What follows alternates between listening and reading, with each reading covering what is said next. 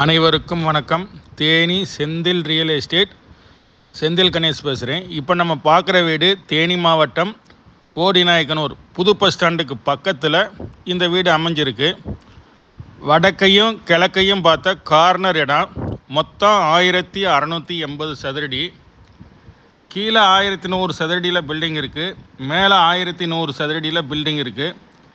நல்ல பெரிய பாதை, லாரி போயிட்டு வரக்கூடிய நல்ல பாதை. இங்கே சதுரடி ரேட்டு பார்த்தீங்கன்னா ஒரு சதுரடி 3500 மார்க்கெட் ரேட் இருக்குது.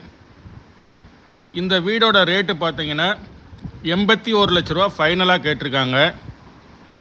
ஏன் காரணம் கேட்டால் பக்கத்தில் பஸ் ஸ்டாண்ட் இருக்குது, போய் வர்றதுக்கு ரொம்ப பக்கத்தில் உள்ள இடமா இருக்குது.